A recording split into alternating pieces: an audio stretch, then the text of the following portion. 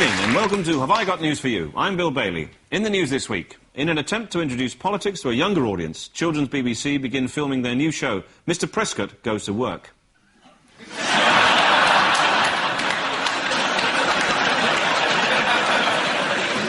After completing another series full of sound property advice, Sarah Beanie takes a well-earned rest in her new holiday home.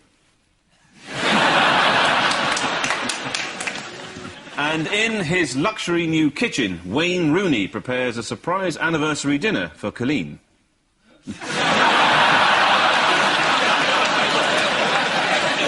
On Ian's team tonight is a comedian who recently starred as a local reporter in the film Hot Fuzz, although I must say I felt his performance was totally eclipsed by the brilliant depiction of a morose custody sergeant, played superbly by, how embarrassing, me.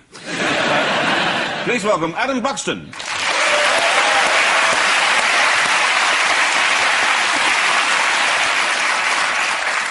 And with Paul Merton tonight is a writer and broadcaster who told The Independent recently, you see all these performers who look 12 and you think it's only a matter of time before I get asked to appear in something like Last of the Summer Wine. Although, let's be honest, this isn't a million miles away, is it? Please welcome Armando Iannucci.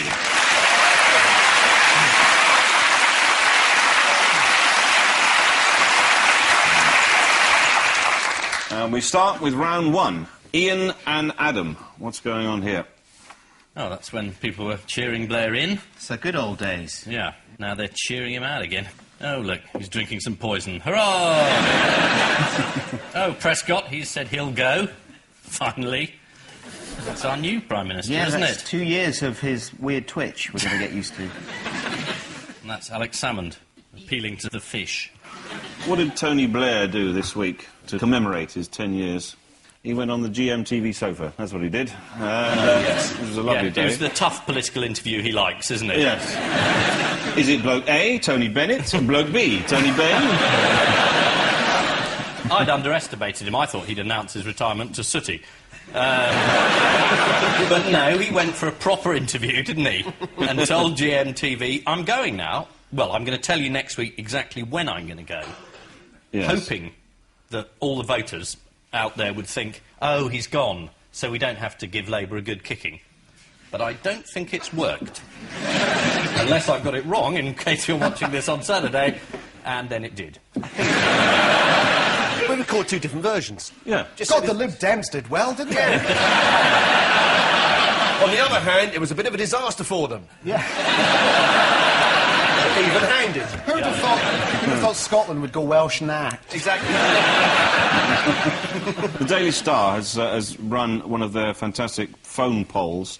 Should Blair shut up and go now?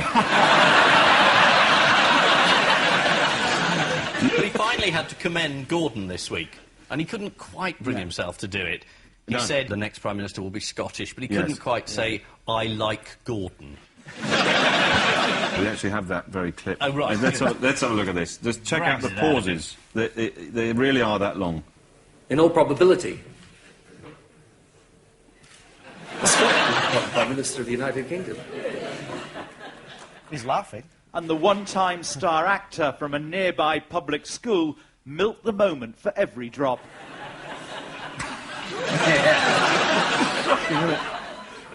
And that's someone with one of the strongest economies in the world.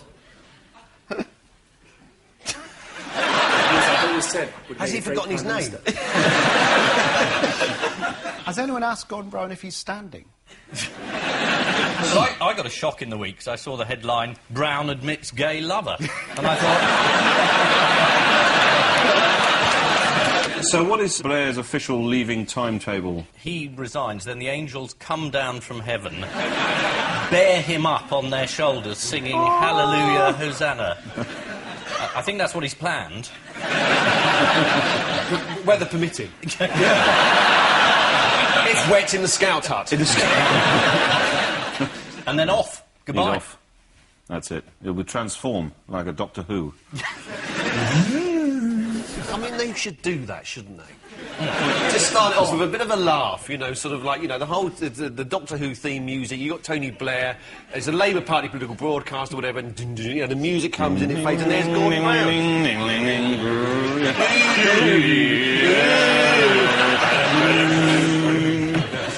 Billy Piper as deputy leader. Yeah, well, Would work. yeah, absolutely. Now, according to the Express, where will Tony Blair be spending a lot of time after he leaves Downing Street? In an opium den.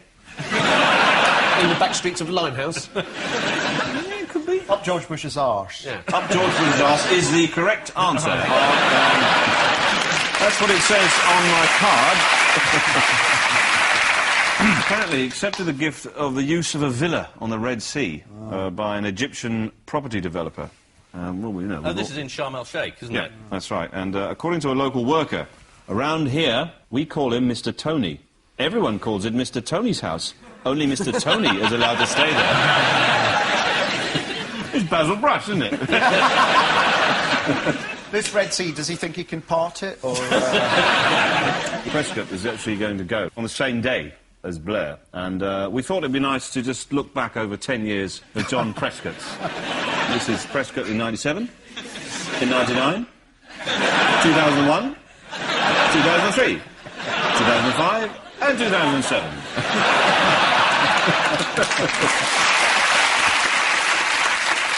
Yes, this is the 10th anniversary of Tony Blair becoming Prime Minister. When he came to power, Tony Blair promised he was going to change the face of the country, forgetting to mention that country was in fact Iraq.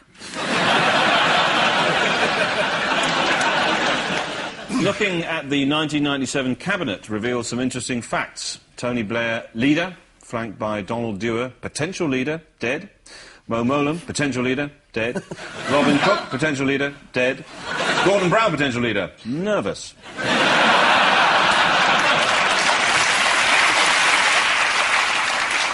According to The Sun, Gordon Brown will be the first university-educated Prime Minister not to go to Oxford or Cambridge. In fact, he spent 3 happy years at the University of Presbyterian Prudence in Stranmere. That's slightly racist. Yes, it probably is. I do apologise.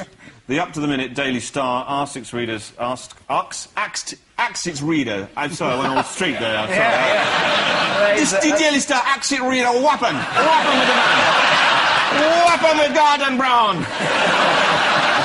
He come acting Larry! That's the correct pronunciation. I like the idea of the Daily Star axing its one reader.